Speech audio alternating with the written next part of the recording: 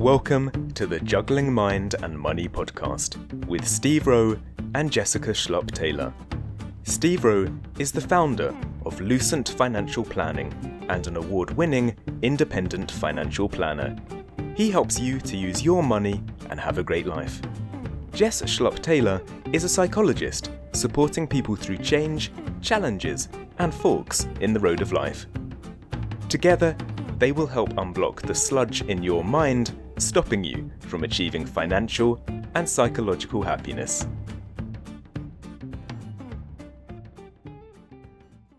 Hello, and welcome to episode 32 of Juggling Mind and Money with Steve, that's me, founder of Lucent Financial Planning and Chartered Financial Planner. And this is Jess, our resident psychologist who helps our clients obtain and maintain a healthy head. Yay! I always like to go a slightly lower tone at that point to emphasise the seriousness. Or the empathy. Yeah, it was good. Connection. And listeners to this podcast will realise how hard it is for me to have a lower tone and how I really have to concentrate. Anyway, money is an important part of your overall well-being. Yeah. Because if you're worried about that, you might not be able to feel relaxed in other areas. So we want to sort that out. And then Jess is here to help us if anything else is bothering us. How's things going, Jessica? They're all very good. Thank you very much. Ooh. I'm in a good place. Yeah. It's all good. You're well happy at the moment. I am well happy, yeah. Yeah. I've had my happy light on today as well, working at my computer. So Like a sad light. I don't like calling it a sad light. I know, I that's like to bad, call isn't it a happy light. That is what So it I've is. had my happy light on. Nice. Yeah. How long do you have it for? All day? No, I just generally use it all morning. I think you're supposed to. The advice is 20 minutes a day, but it makes me happy. So I have it on all morning. Yay. So for anyone suffering seasonal affective disorder. Yeah. Seasonal affective disorder. Sad. Yeah. And even if you're not actually, I think if you like bright light, I love bright light. Bright light. Do love bright light. Were you a mogwai? Is it the gremlins that don't like the light? Yeah. Whatever it They does. go, bright light. I like bright light. That's a joke from the 1980s, everybody. Was it the 80s gremlins? Probably hasn't had a laugh since then. But Was it not 90s? No, it's 1984. Gremlins. No. Yeah. I thought it came out after, like, I was conscious, and I don't feel like I was of conscious age at 4. You're so young, Jessica. Yeah. Aren't you? Okay, today, so we're going to be talking about how some people, particularly executives, it's often known as executive burnout, suffer from burnout. So we're going to see what it is, how to avoid it, how to recognise if you've got it. I think that might be an issue. And exactly what it is and how it affects us with our financial management. Or does that cause it? That sounds like tumbleweeds, that was. That wasn't tumbleweed. That was, that's just made me really thoughtful, and 10,000 thoughts came into my head, and now I'm trying to lock them away so that I can pull them out later, but later I'll probably forget. Oh, don't come out with them yet. Anyway, let's see what's wrong with Steve. Diagnose Steve. There's obviously something wrong with him. Jess delves into what it could be. So Jess, I'm feeling exhausted. I've got like 8,000 million things going on that I need to get done. I've got to maintain what I'm earning. I've got to keep doing that because everyone's relying on me, aren't they? And if I'm not doing it, who's doing it? And, it's took me a long time to achieve this, to get to this level of salary and earnings. And I don't want to just let it go after spending all those years doing it, but I'm feeling tired. So very tired all the time. I can't concentrate. I just don't know what to do. I've got 1,000 things on my list, but I don't know which one to do first. I can't go. I'm not sure what's wrong. I'm not really sleeping too good. I'll forget things. I have difficulty concentrating. Very funny. I like that was good, wasn't it? Yeah. I'm getting some headaches. I think my blood pressure's gone through the roof. Sometimes I just don't want to do anything that I normally like to do. I don't really want to see my friends anymore. And I just feel like everything's rubbish. What's wrong with me? Well, Steve, it sounds like you have a case of executive burnout, although burnout can happen at any level. Oh, yeah. Why is it often called executive burnout? Well, that's because, executives like to have a different level of burnout. They like to think they're more important. Burnout is burnout, but we can call it executive burnout for the episode. We'll go along with it. So if, and that was a very good impression of burnout, wasn't it? It was a very good impression.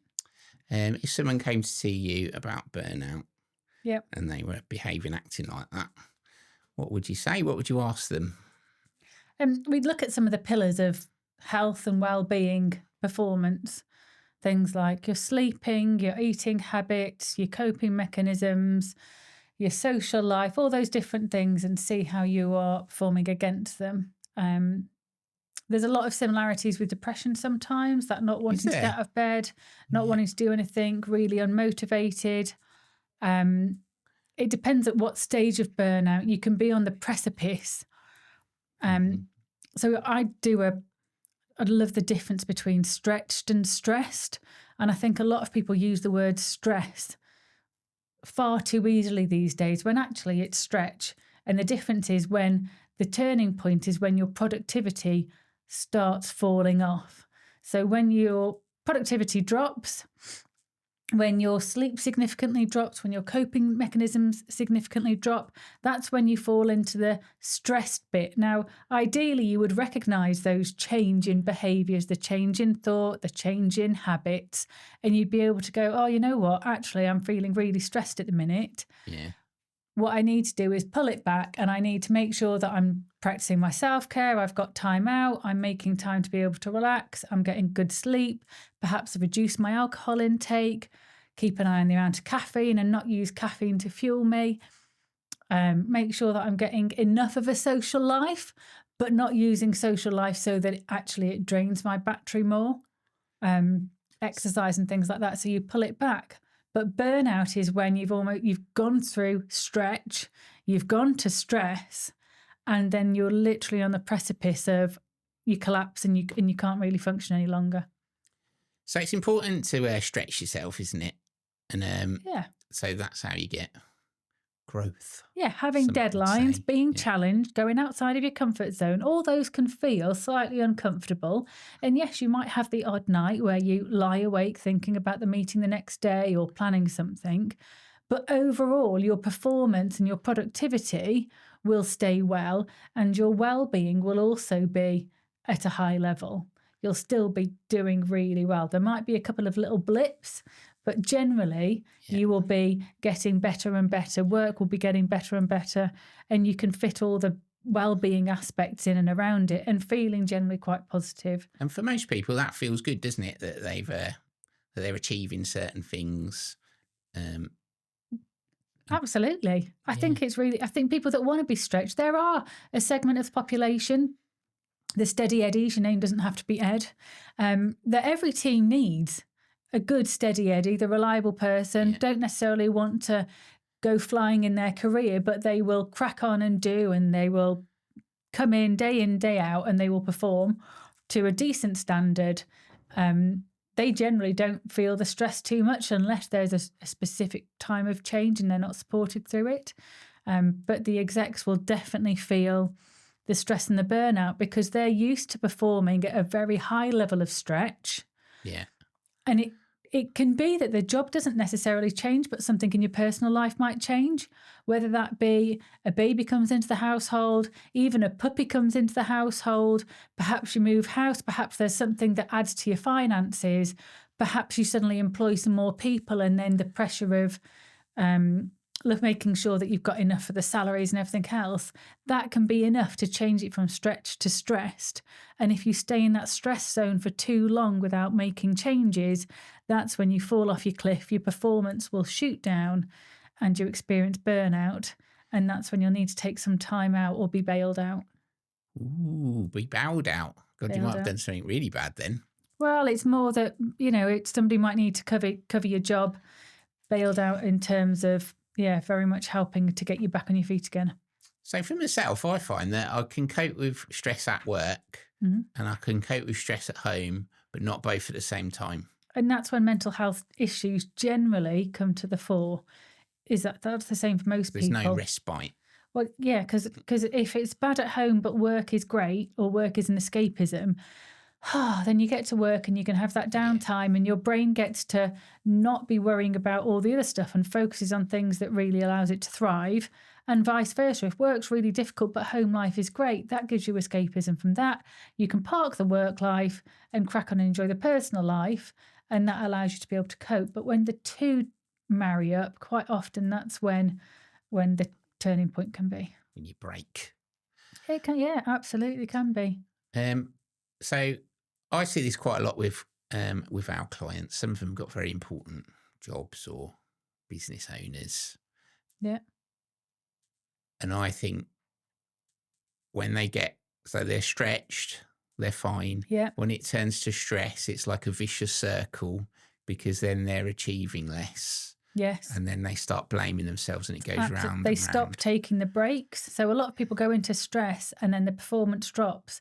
And so instead of doing the things that help performance increase, like taking breaks, they think that they have to work more, put in more hours to be able to make up for the things that they're not doing, when actually all that does is deteriorate performance more and increase the stress. They'd be much better off making sure that they go out for walks. And although lots of executives will sit there and think, oh, that's counterproductive, I can do so much and I can work for 12 hours straight at my desk. Well, you can, but actually the output, and it's been proven time and time again, the outputs are so much better. The decision making is so much better if you take some steps away, you go for a walk, you give yourself a break, make your brain do something completely different, and then come back to it. That's like the tale of the two lumberjacks, isn't it? Go on, tell us the tale of the two lumberjacks. The tale of the Steve. two lumberjacks. Well, there were two lumberjacks. They started work every day at the same time. They finished work every day at the same time. But one of them took lunch. Yeah. And the other one worked through. And every month for a whole year, the lumberjack that took lunch was chopping down more trees, chopping up more wood. And then the other one was like, how do you do this? I work really hard. And he said, well, I'll go home on my lunch to a log cabin. Yeah. Probably. Right? Probably, yeah. I have my sandwich, and then I spend the next half hour sharpening my axe. It's all about sharpening your axe or saw. Love it. Isn't it? I really want to sing I'm a Lumberjack and I'm Okay Now. I don't know that song. I'm a lumberjack and it's Monty Python. No. Pre-1980. I was going to say pre my birth. Oh, dear. Yeah, sorry. So when burnout gets to where you're actually burnt out. Yes. Because I think it's a phrase that's used perhaps too much when maybe people are just a bit stressed. Well, I think it's usually when people are feeling incredibly stressed. Yeah. But they're not at breaking point. Burnout would be when they've pretty much once they've broke. When you get that person that comes into the office and you can see it, feel it when they come in, what's happened to you, you're not the same. Their stats will fall off a cliff. They won't be responding to emails. They'll be forgetting about meetings.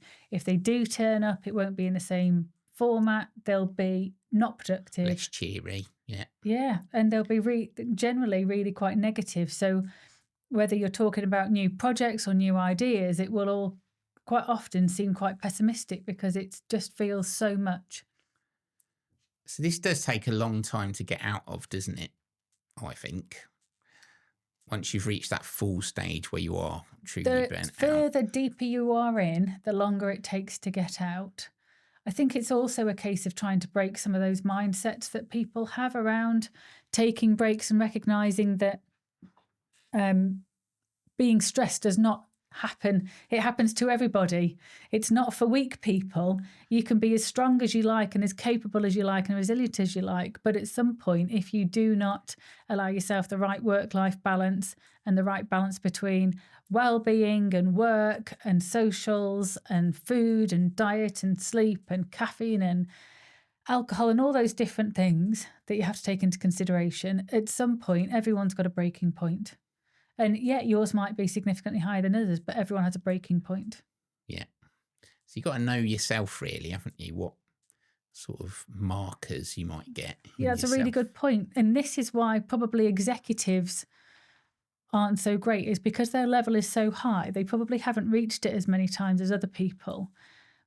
If we're a member of a team and perhaps we work with 4 or 5 people, that's 4 or 5 people that can keep an eye on us, and they will notice when we change and they'll check in. It's quite easy to check on a teammate and say, oh, you don't seem yourself today, or, I've noticed that you're not, you're worried about things, or you're looking a bit different, or something's going on, and people will pick up and you can get help a little bit sooner ideally.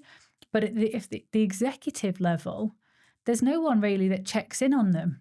There's no one that says, oh, that's true. I can see that things are changing. When you are either top of the tree or close to the top of the tree. People don't want to say to you.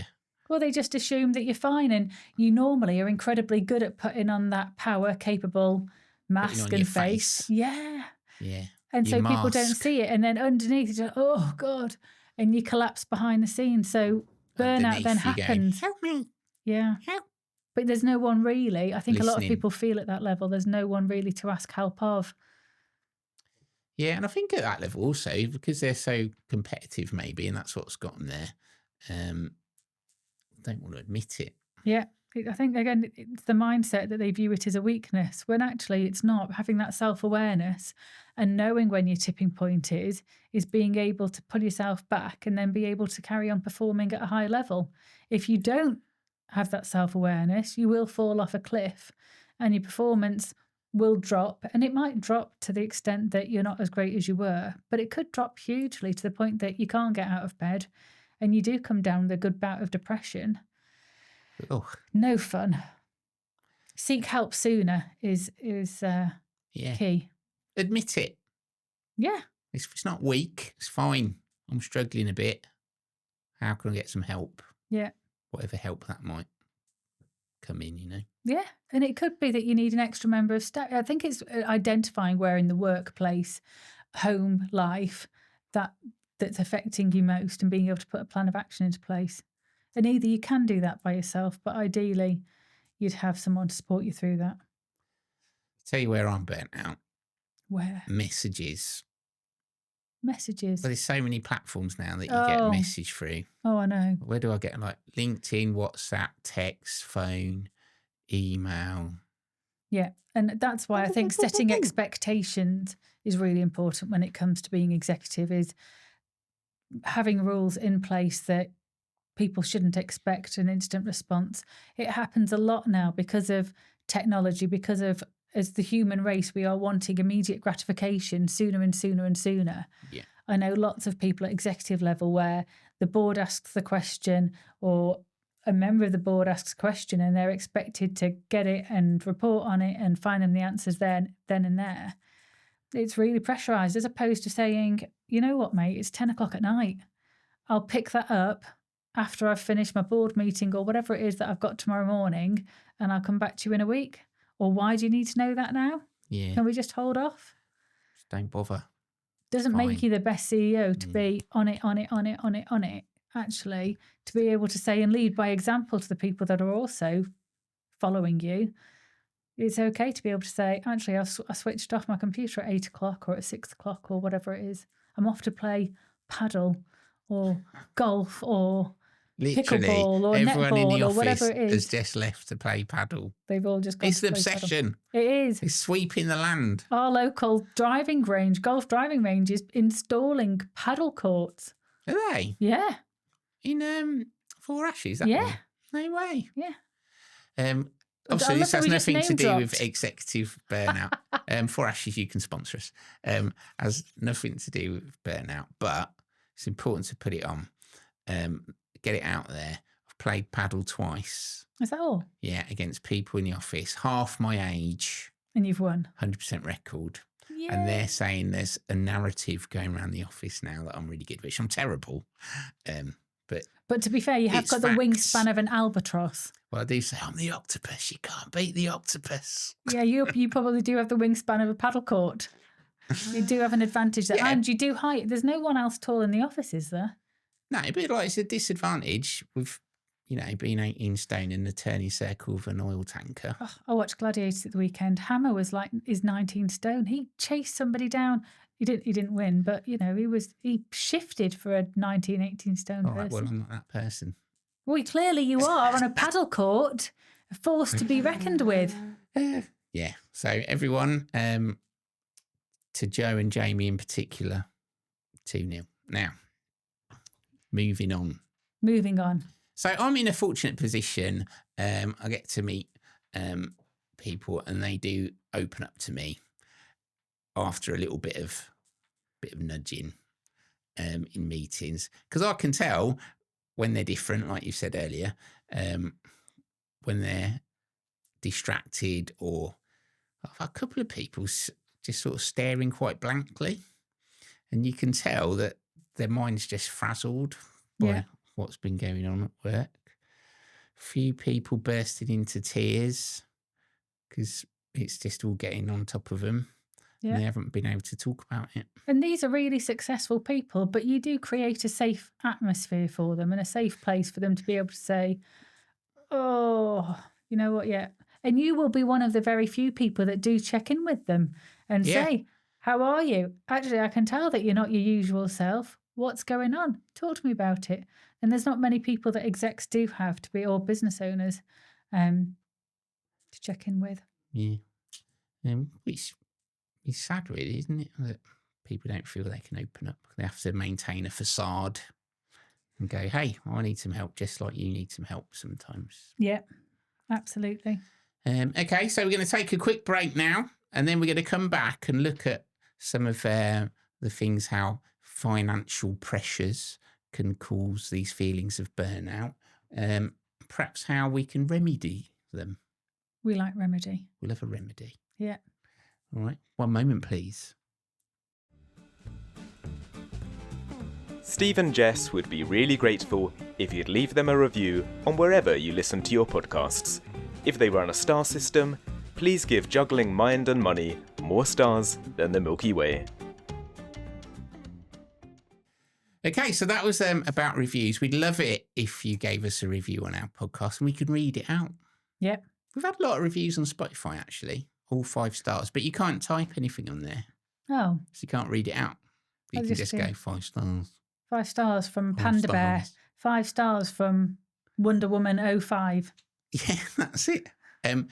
We have got some interesting people coming on the podcast soon. Oh, who've you got? We've got Richard Shotton, a behavioural scientist, coming up. But he is interesting, and he's also got a name that starts with SCH, the same as mine. And there's not many names. SH.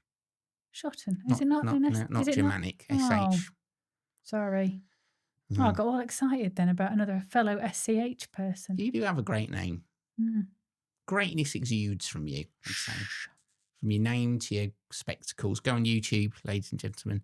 See my specs. New specs. Oh, yeah, they're good. Anyway. Oh, sorry, you got Richard Shotton coming up. He's a behavioural scientist. Yeah, we've got... who have we got? We've got the financial psychotherapist from the Sunday Times. How cool is that? Yeah, Vicky Reynolds. No, you're not going to want me back after that. Well, I've not met her yet. She's coming on. I'm sure she's brilliant, but... I was going to say, I'm sure she's epic. No one's going to have your charisma, are they? Nope. I have lots of charisma by the bucket load. Oh, yeah. Oh, yeah. No one's going to have our vibes. True. No one's going to have... I can't believe I missed that pun earlier. The innuendo. I'm usually really good. We were talking about that off air, ladies and gentlemen, when you were listening to the reviews bit. Yeah. I want to be on the Padded Cell podcast. That's what I want to be on. Ooh, what's that about? That's not for public. Oh. But if you like something a bit different, Padded Cell podcast, I think I'd do all right on that. Well, I have no idea what this is. So look it up if you're into something. It's on Spotify and normal platforms. It's not that off the wall. Okay. Anyway, I don't... Is this taking a dark turn now? No, it's just playful. An innuendo. Oh. Where that, filth. Where that... bit of filth. Yeah. But fun. Right, back to serious stuff. Nice. So one of the things when I was doing my impression of someone with being burnt out, I find a lot of people, you can tell they're frazzled and then they'll be offered a promotion. Yes. And we might have been talking about how they're going to retire because they got enough money. Yeah. And then they get offered a promotion, and obviously it's a lot more money, and then they feel they want to do that. Surely it's just going to get worse if they're frazzled at one level and go to another, and they still don't need the money. So to ask you a question, Jessica, do you think, what is it about the lure of extra money that they don't need, and they're feeling the negative sides of working at that level?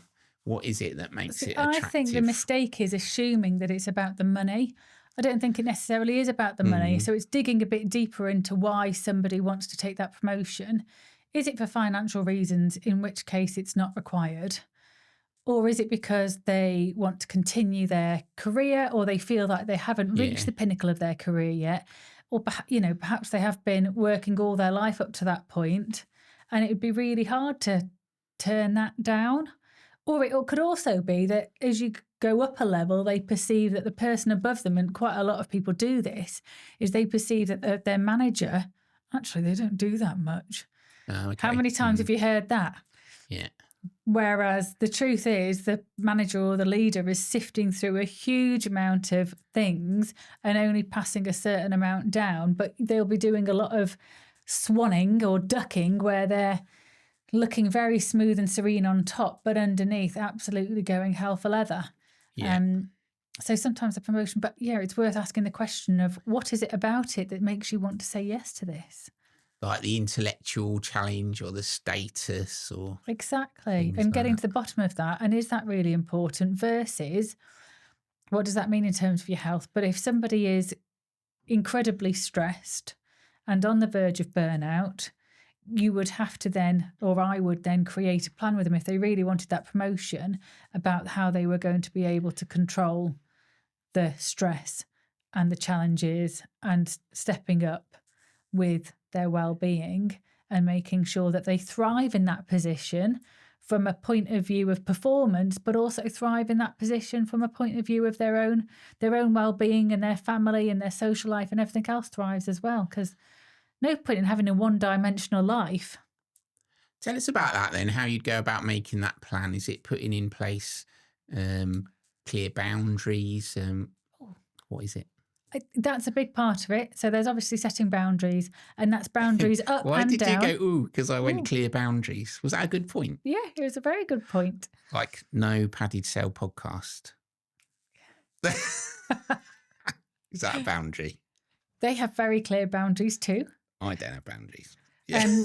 But it is setting boundaries and practicing that. It's a lot of people struggle to manage up. So some people are excellent at managing down, but really poor at managing up.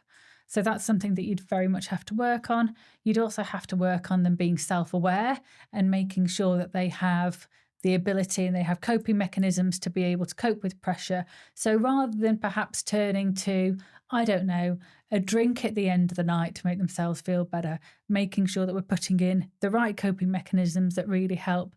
Even the basics of, and I think a lot of people roll their eyes when you say these things, but sleep, caffeine, diet, alcohol, all the boring stuff.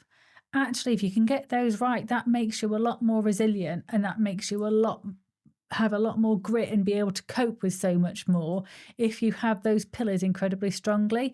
But if you are running your life off caffeine and alcohol and cigarettes sometimes, or coping mechanisms that are just really unhelpful, perhaps if you go home and you end up shouting at everybody because you've had to hold it all together in work and then blah at home, obviously that's not going to be right either. So there's a lot of looking at analysing people's lives and the balance that they have, where they spend time, how they cope, and making sure that they're using coping mechanisms that allow them to thrive, rather than the easiest one to reach for, the one that seems the nicest. Then it's often the one that is a bit more difficult. Going to the gym when you don't feel like it. But if you don't like the gym, go and find something that you do like. Oh, it's easy, isn't it? It's easy to find stuff you do like that makes you feel better. It's a bit of a challenge. I don't have time. Actually, there's a bit of short-term pain in terms of making those changes and making improvements, but there's long-term gain. Take the time, make it happen. There's a motivational thing by Arnold Schwarzenegger, and it's about what he used to do when he wanted to be an actor. Yeah. I think it's on Spotify. Might be some podcast or something. But it's brilliant. He's telling everyone about how he'd get up, go to the gym, do 4 hours, or then go to work on the building site. Then he'd do acting classes. And then he goes, people say they haven't got enough time. I need to sleep. And he says, sleep faster. That's not the motivation that I would give to people. But even if you've only got 6 hours to sleep, then actually you can improve that quality of sleep by dropping the alcohol, by dropping the caffeine. So you can still have the same amount of sleep, but it makes you feel a whole lot better and it's much better quality. So, you could have 4 hours sleep. If all you've got is 4 hours, make it good. How do we make that sleep good? We get into good sleep routines. We have good sleep hygiene, all those different things. We don't have to gain any minutes or anything like that. There's 24 hours a day, there's 24 hours in a day. How are we going to best build it? I've cut out caffeine recently, last few months. You noticed a difference? Yeah, well, I feel tired, but I think I have probably. But I'll get up instead of having a cup of tea. Yeah. I have a caffeine drink. Not caffeine, chicory. Chicory? Yeah. Oh, what does that do for you? Well, it's a coffee substitute from the 19th century. Well, you haven't gone on to the mushroom coffee. Have you heard about I've that had that one? mushroom beer. That's good. Is it? Yeah, it's nice. Anyway, yeah, chicory drink. I can recommend that. And decaf tea. Yeah, I've been alternating. Instead of drinking alcohol, I quite often take over like kombucha or something to a friend's house. Kombucha's brilliant. Yeah, like put it in a wine glass with some cubes and make myself feel all fancy. Ooh, and talk about your gut health. Yeah, but you just feel, it still feels like a treat. I love it, kombucha. But without any alcohol, because I had a glass of wine a few weeks ago and I just didn't sleep well that night. So I thought, you know what? Next time, I love my sleep. I love my bed.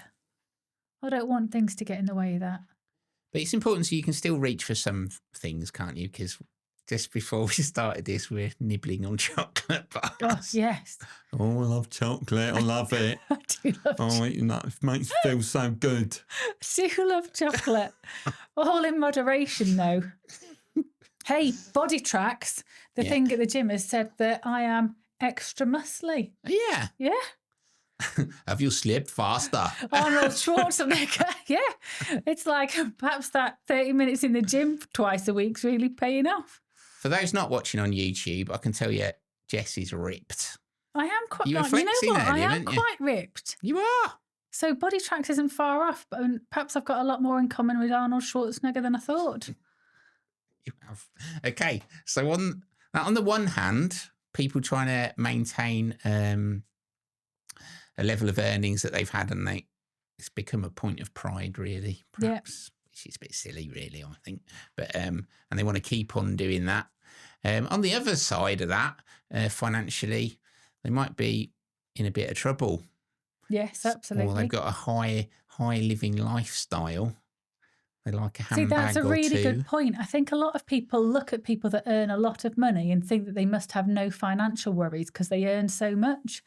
But the truth is they spend so much, and the pressure of those outgoings can be huge. And the pressure of your lifestyle dropping to something that you're not used to, that's quite scary. That can be a lot of pressure. I mean, I see this a lot, and clients, they're earning a lot of money and they just can't see how they can not earn that and still be happy, because they just look at money and expenses. They're forgetting about the knocking on 50% tax they're paying. So if they get 50 grand less a year, it's 25,000 they lost. Yeah. They're forgetting about all the extra money they pay for convenience, which if you weren't so stressed and rushing about like a blue-ass fly, you wouldn't pay for. So, for example, I got a bread kneader for my birthday. A bread kneader? Yeah, it kneads the bread for you. Rather than a bread maker? Yeah, because that cooks it and kneads it, and you get a bad loaf. Oh. Now, no one can argue with me on this, because at school I did my work experience at the bakery, and I can knead with 2 hands. I can do 2 loaves at a time. That's what I learnt. Ambidextrous. That's what I learnt.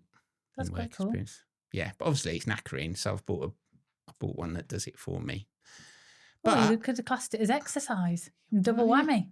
And Pleasure we of haven't all baking got bread. guns like you, Jess. You would do if you kept on kneading your own bread. But it's easy to buy a loaf of bread, isn't it? Yes. And it's way better than I make. But that's sort of, I'll spend 2 or 3 hours now on a Saturday or a Sunday making some bread. Bloody love it. Makes me feel great. I think homemade bread tastes so much better than shop It does, bread. but it doesn't look as good. Well, mine don't. But just the process of it, it's all slow. My mum makes her own nice. bread, but she does use a bread maker. But I've got to be honest, it's the best bread ever. Yeah. Pumpkin and whole wheat. It's beautiful. One of my clients gave me a sourdough starter.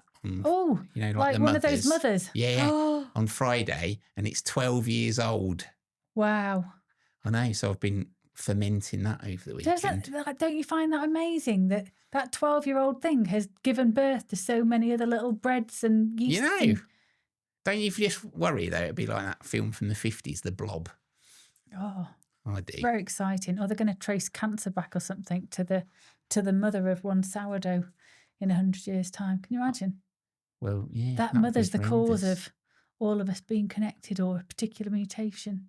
Probably be the other way around though. Only because it's got the word mother in it, which, although in some ways it should be a nice, warm, cuddly word, Yeah. it also sour. could be dark. Well, I don't know why we keep going off topic. Let's get back on. It's because it's tea time. I'm hungry. Sourdough. We're just thinking about bread. Anyway, so yeah, you got that highfalutin lifestyle you want and you want to maintain it. That's huge. And you feel sort of driven to carry on. Big outgoings, big pressure. But when can it stop? What, the pressure or the work? Well, when that highfalutin lifestyle, it's Does it have what's to that stop? word? The hedonistic treadmill. Well, it does if you haven't got the money. Yes. Yeah, Some people have to quit work and they have to drastically change their lifestyle. You're right. and have like the Richard Bryars in The Good Life. If they haven't listened to this podcast before it's too late, listen before it's too late, and haven't gone, oh, you know what? I've stepped into stressed now from stretched. If they haven't caught themselves and they've fallen off the cliff into burnout, and then they've had to hand their notice in because it's just all too much on the verge of a breakdown. Yes, then their financial situation would significantly change. Yeah. Come and join bread making class with me. I'll teach you how to double knead. Double Be knead. brilliant in grease tins. Gonna get you on Great British Bake Off. I can't do that. There's a new person on it, isn't there? I don't know. Prue's leaving. She is. She's 86 or something. Looks fabulous. Michael Kothakotta, who was on this podcast a few weeks ago, he's big into British Bake Off and obviously listening to Juggling Mind and Money. Oh. Yeah. He's got that little British connection. He's American. Yeah, we've been watching pottery throwdown. But obviously it's filmed in my hometown, Stoke-on-Trent. Oh, yeah, you're a Stokey. Yeah, so it's quite nice. Oh, incidentally, summer barbecue this year, everybody. We're having ourselves a hold down. Are we? We're having ourselves a hold down. I'm going to get myself a cowgirl costume. Or perhaps I'll come as a horse. Would be quite a horse or a cow. Yeah. Cow costume. Don't come as a cow because I'll probably barbecue you. Okay. As opposed to a horse and I'd ride you. It's not that kind of podcast. It's not that kind of summer event either. No, it's wholesome family fun. It is. So I want you to explain, Jessica, before we go off topic.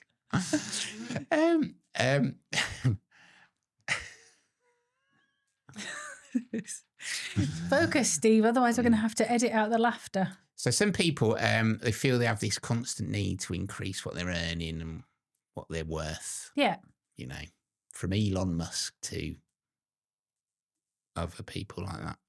Well, yeah.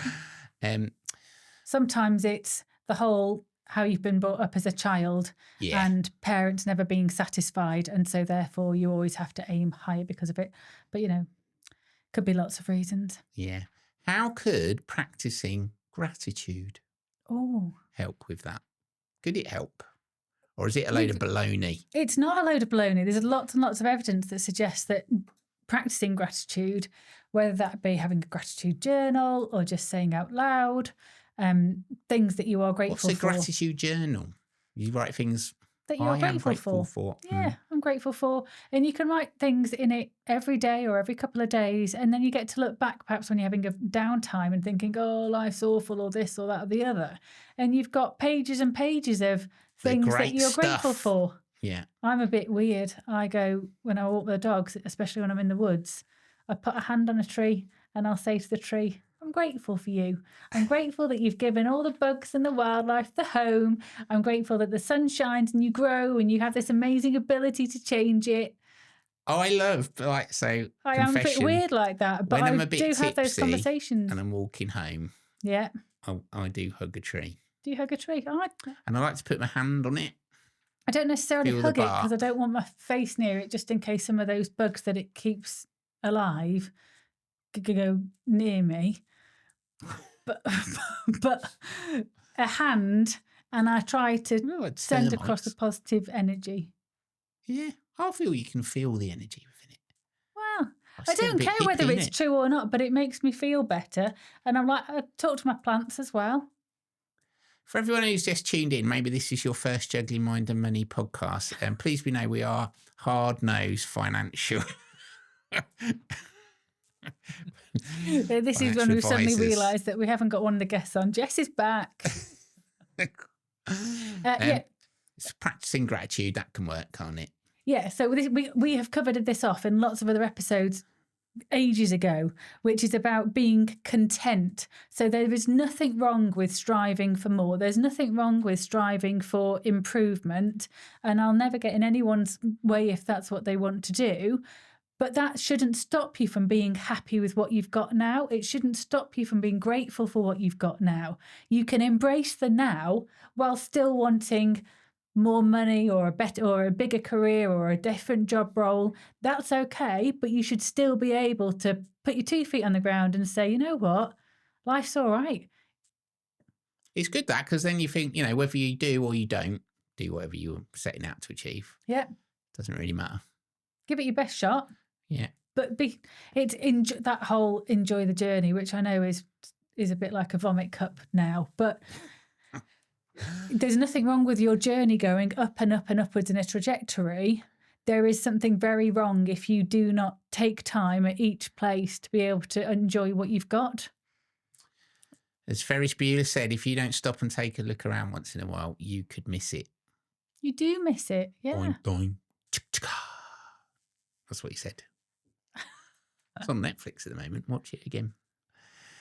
It's good. Right. Work-life balance. So you're on the verge.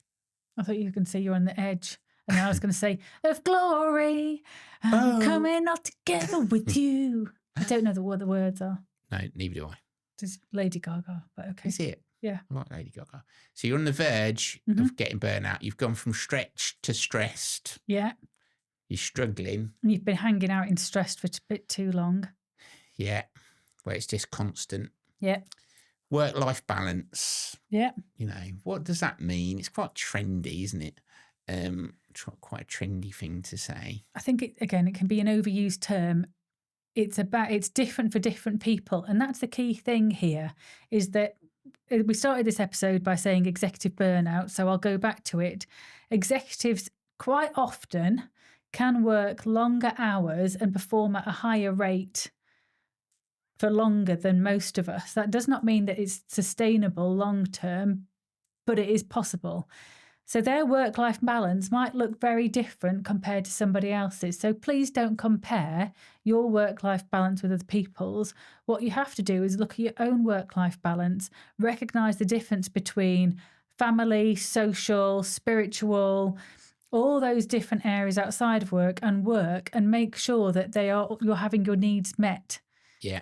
In them. What's important to me? What enables me to thrive? What enables my team around me at work, my family around me, or my friends around me to thrive, and for me to thrive? Work that out. It's a bit of an exercise. It's difficult, isn't it? Yeah. It's so hard. It's Everything's hard. I think lots of people, if you do CBT, they will get you to they talk about the things that fill up your stress bucket, if you like, and then what turns the tap to release it. So work-life balance is, it's less work-life, it's more stress-release balance. Well, I mean, that's an important point because I find people go, why are you working like that? And then I'm thinking, I'm not doing anything else. It's like nothing's going on. Yeah, and work, for a lot of people, it's not a bad thing. And I'll just do a few of these things that are easy. And then they're not on my head anymore. Yeah. And I'll feel less stressed because of it. Yeah. And I might have the telly on. And if that works for you, that works for you. Yeah. And then I'll go out or whatever. But if at that moment I'm just thinking, oh, I'll do that. I'm not more doing like anything else. Stress release balance. What releases your stress? Making sure that you have enough opening the tap to release the stress for the amount that's coming in. And what often happens, and burnout happens, is when you've got so much coming in, and instead of releasing it, you actually turn it off and you're like, I haven't got time to do this. I can't exercise. I haven't got time to cook dinner. I'm just going to grab this. I haven't got time. Da, da, da, da. And so actually what you end up doing is blocking your stress relief valve, and then it all overflows. Whoa. Like my mother, my starter. If you're sourdough. Yeah, it's in my boiler we're back now. on sourdough. Well, this is what I'm worried about. I'm going to get home. My roof has fallen off my house due to exponential growth of my starter. She's been going steady for 12 years. I don't think she's going to do exponential now. Yeah, I think I may have overfed it. Anyway, that concludes our episode on executive burnout. I'm sure many of our listeners are suffering burnout from this episode. They probably need a break and to release some stress. Yeah, so hey, down your tools, put your earphones away, do some contemplation of what we've talked about, talking in a slightly slower tone, softer. Think about what you're grateful for, because that's nice anyway. It's good practice. Make you feel happy. And say, hey, nothing is that important about your job. You'll get it done. It'll be all right in the end. And if not, come and talk to Jess. If not, come and talk to Jess. Or somebody else. They're not as good as me, apart from that psychotherapist financial person that you got in. Come and talk to Jess or someone inferior to Jess. Yeah. We can all tell that for Jess, it's important for her to maintain a status as being the best. Best. I am the best around. Nothing's ever gonna keep us down. You're the best. So key points, what are they? In bullet points, practice gratitude. Practice gratitude, set boundaries, self-awareness, understanding what goes into that stress and how you can release it, and having to think about whether your mindset is getting in your own way. So the whole idea of not taking breaks, of working later, all those different things make you a better employee, when actually the opposite is true more often than not. There are times when you will have to work longer and later, but that should not be the norm. Oh, and our least favourite word, which I haven't mentioned, is busy. Let's work on being productive instead of busy. Get stuff done. Yeah. And if you're not getting stuff done, down tools and go and hug a tree. Just don't bother. Well, yeah, don't try when it's not happening for you. Just give up. Come back at another give time. Up. Press pause. Give up for the time being. Press pause. So when you're more on it. Yeah. It's like torture otherwise. Yeah. It's exactly that. Do not try to work through it. Do something different. And actually, it's a good practice to sort of write a long list of things that would help. What can I do when I am stressed, when I am this? What makes me feel better? Hugging a loved one, walking the dog, all those different things. Walking dogs is stressful. Not my dogs. My dogs are properly chill. They're the best around. Okay, so that's a great list of things to help you with burnout if you're stressed for too long. Stretched for too long and it's stressed. And one last thing that I would like to add, sleep faster. Sleep faster.